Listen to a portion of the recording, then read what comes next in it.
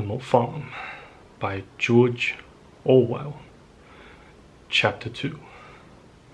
3 nights later, old Major died peacefully in his sleep. His body was buried at the foot of the orchard. This was early in March. During the next 3 months, there was much secret activity.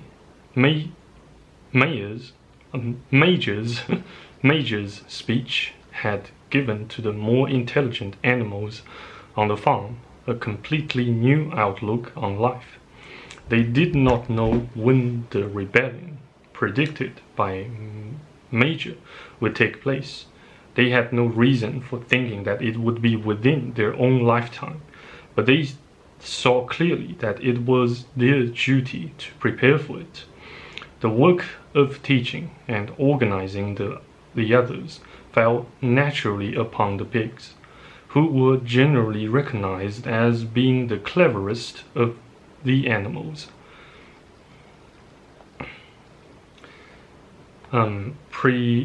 Preeminent among the pigs were 2 young boars named Snowball and Napoleon, whom Mr. Jones was breeding up for sale.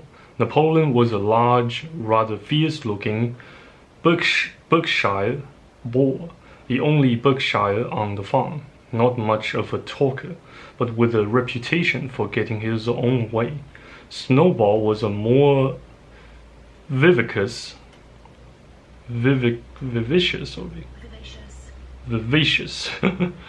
Snowball was a more vivacious pig than Napoleon, quicker in speech and more inventive, but was not considered to have the same depth. Was not considered to have the same depth of character. All the other male pigs on the farm were porkers. The best known among them was a small fat pig named Squealer, with very round cheeks, twinkling eyes, nimble movements, and a shrill voice. He was a brilliant talker, and when he was arguing some difficult point, he had a way of skipping from side to side and whisking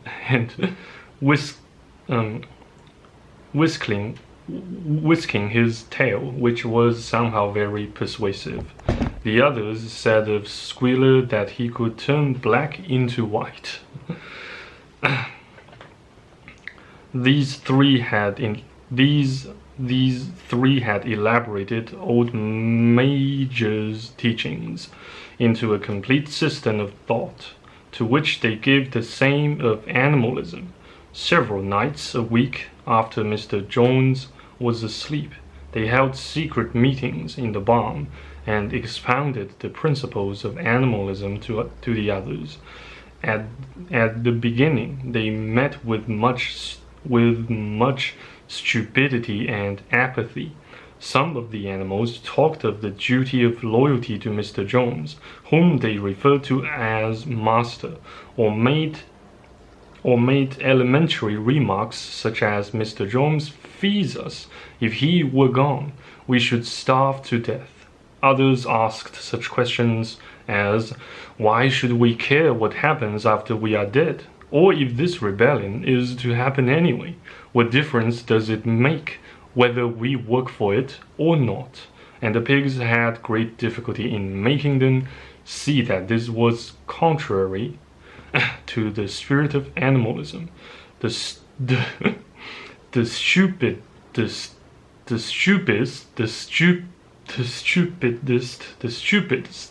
stupidest questions of all were asked by Molly, the white mare. The very first question she asked Snowball was, "Will there still be sugar after the rebellion?" "No," said Snowball firmly. "We had no means of making sugar on this farm. Besides, you do not need sugar. You will have all the oats and hay you want." "And shall I still be allowed to wear ribbons in my mane?" asked Molly. "Comrade," said Snowball, "those ribbons that you are so devoted to are the badge of slavery. Can you not understand that liberty is worth more than ribbons?" Molly agreed, but she did not sound very convinced. The pigs had an even harder struggle to counteract the lies put about by Moses, the tame raven.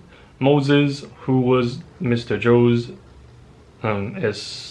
especial pet, was a spy and a tale-bearer, but he was also a clever talker. He claimed to know of the existence of a mysterious country called Sugar Candy Mountain, to which all animals went when they died. It was situated somewhere up in the sky, a little distance beyond the clouds. Moses said in Sugar Candy Mountain it was Sunday 7 days a week. Clover was in season all the year round, and lumped sugar and linseed cake grew on the hedges. The animals hated Moses because he told tales and did no work, but some of them believed in Sugar Candy Mountain, and the pigs had to argue very hard to persuade them that there was no such place. Their most faithful disciples were the 2 cart horses, Boxer and Clover.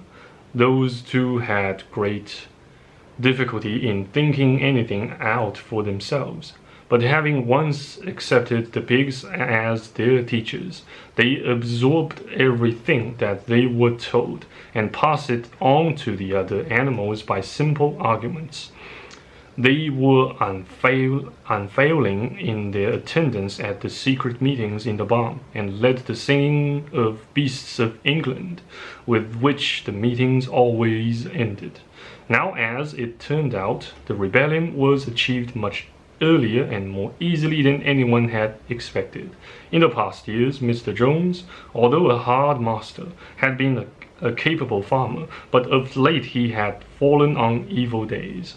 He had become more disheartened after losing money in a lawsuit, and had taken to drinking more than was good for him. For whole days at a time he would lounge in his Windsor chair in the kitchen, reading the newspapers, drinking, and occasionally feeding Moses on crusts of bread soaked in beer. His men were idle and dishonest. The fields were full of weeds. The buildings wanted roofing. The hedges were neglected, and the animals were underfed. June came, and the hay was almost ready for cutting. On Midsummer's Eve, which was a Saturday, Mr. Jones went into Willingdon and got so drunk at the Red Lion that he did not come back till midday on Sunday. The men had milked the cows in the early morning and then had gone out rabbiting, without bothering to feed the animals.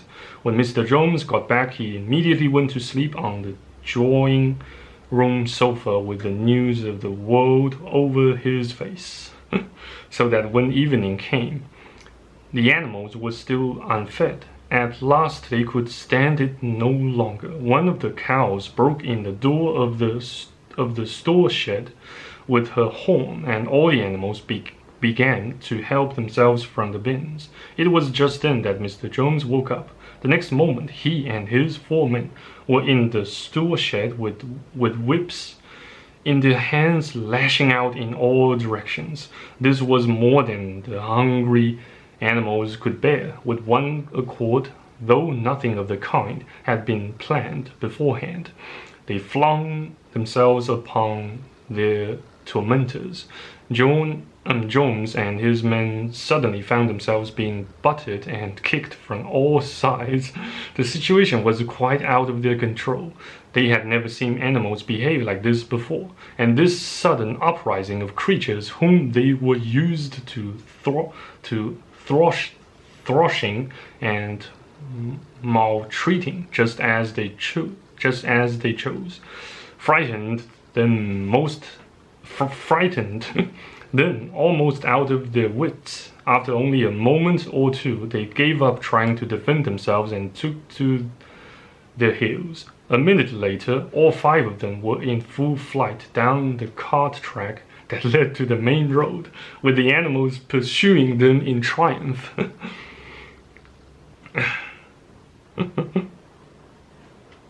Pursuing them in triumph.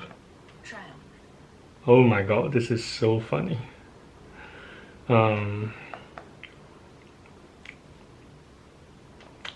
Resuming. Mrs. Jones looked out of the bedroom window, saw what was happening, hurriedly flung a few possessions into a carpet bag, and slipped out of the farm by another way. Moses sprang off his perch and flapped after her, croaking loudly. Meanwhile, the animals had chased Joes and his men out onto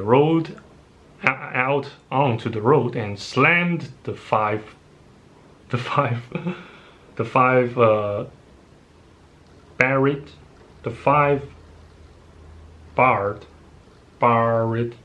gate behind them. And so, almost before they knew what was happening, the rebellion had been successfully carried through. Jones was expelled, and the manor farm was theirs. For the first few minutes, the animals could hardly believe in their good fortune. Their first act was to gallop in a body right round the boundaries of the farm, as though to make quite sure that no human being was hiding anywhere upon it. Then they raced back to the farm buildings to wipe out the last traces of Jones' hated reign. The harness room at the end of the stables was broken open. The bits, the nose rings, the dog chains, the cruel knives with which Mr. Jones had been used to castrate the pigs and lambs, were all flung down the well. The reins, the halterers, the blinkers, the degrading nose bags were thrown onto the rubbish fire which was burning in the yard. So were the whips.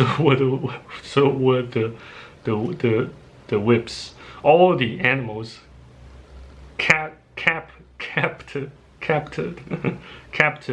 with joy when they saw the whips going up in flames. Snowball also threw onto the fire the ribbons with which the horses' manes and tails had usually been decorated on market days. Ribbons, he said, should be considered as clothes, which are the mark of a human being. All animals should go naked. When Boxer heard this, he fetched the small straw hat which he wore in summer to keep the flies out of his ears, and flung it on to the fire with the rest. In a very little while, the animals had destroyed everything that reminded them of Mr. Jones. Napoleon then led them back to the store shed and served out a double ration of corn to everybody, with 2 biscuits for each dog. Then they sang Beasts of England from end to end 7 times running, and after that they settled down for the night and slept as they had never slept before.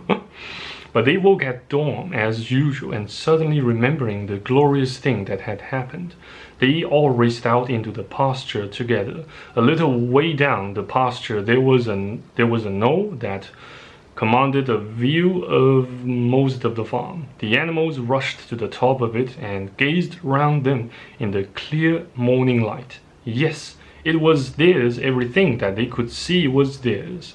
In the ecstasy of that thought, they gamboiled round and round. They hurled themselves into the air in great leaps of excitement. They rode in the dew. They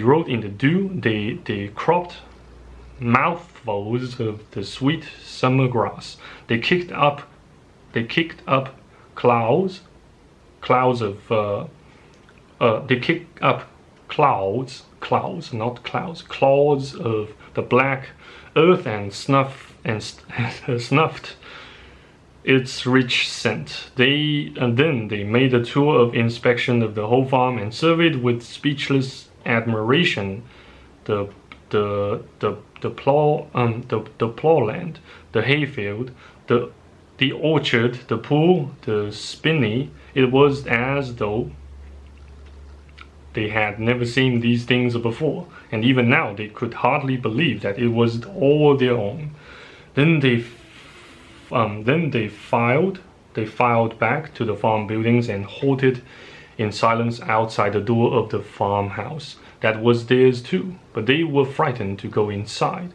After a moment, however, Snowball and Napoleon butted the door open with their shoulders, and the animals entered in single file, walking with the utmost care for fear of disturbing anything.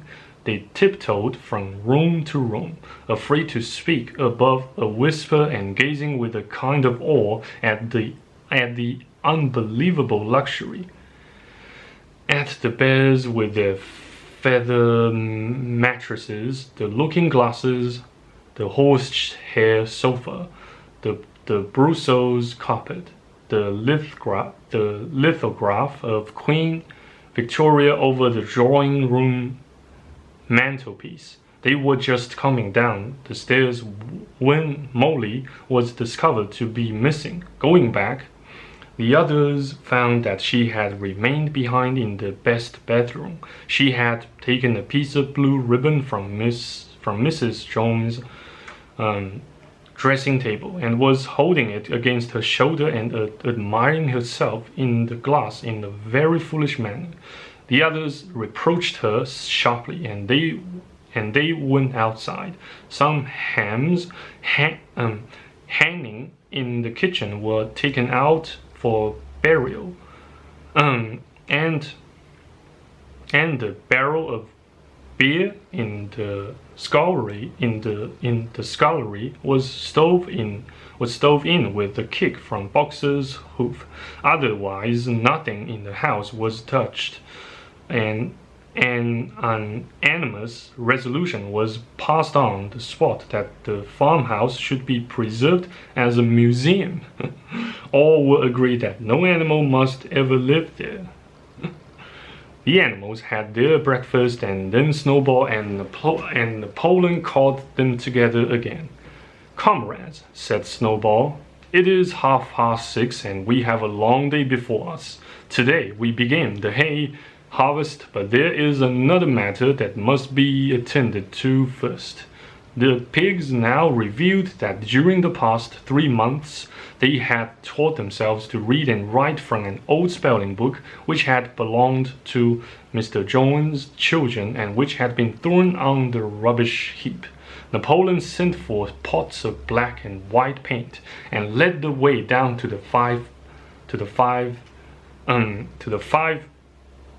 barred gate that gave onto the main road.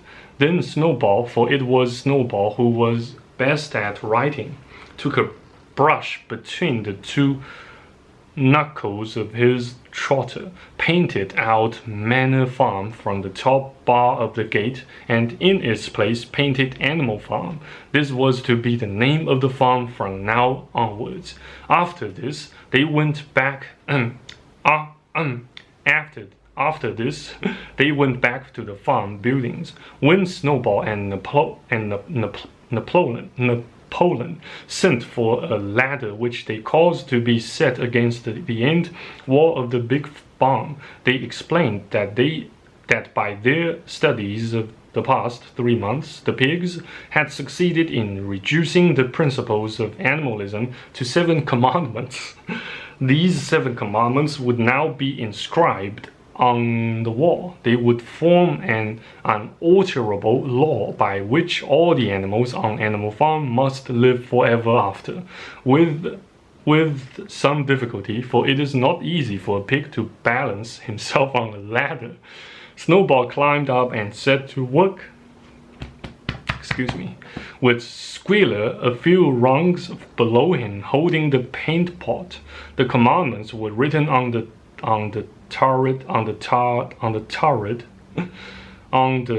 turret wall in great white letters that could be read 30 yards away. They ran thus: the 7 commandments. Number 1. Whatever goes upon 2 legs is an enemy. Whatever goes upon 4 legs or has wings is a friend. No animal shall wear clothes. No animal shall sleep in a bed. No animal shall drink alcohol. No animal shall kill any other animal. All animals are equal. Oh my god. It's quite funny, yeah. Quite funny. It was very neatly written, and except that friend was written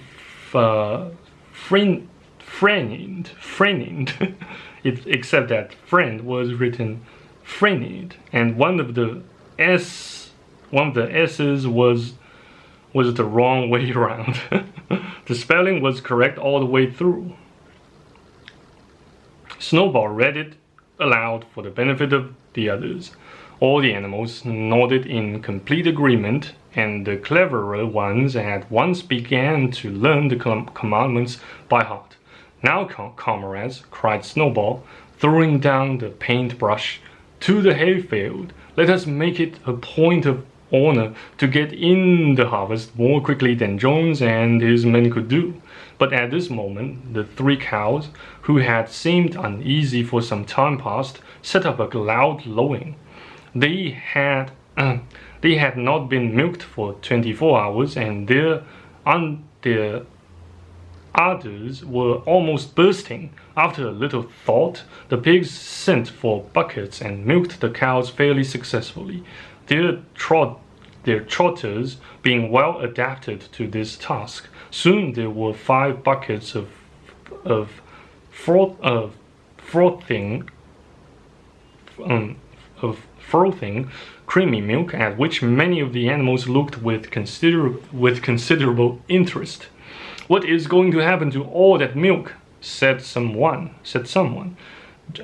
Jones used sometimes to mix some of it in our mash, said one of the hens.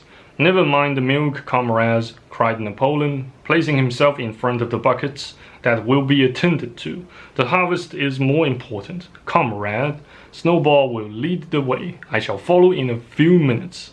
Forward, comrades, the hay is waiting. So the animals trooped down to the hayfield to begin the harvest. And when they came back in the evening, it was noticed that the milk had disappeared. Oh my god. Kind of funny, yeah. So thank you very much for watching and listening to this content. Stay out of trouble, take it easy, stay tuned, and hope to see you guys next time on YouTube if God's still willing. Take care, stay safe, bye bye, cheers.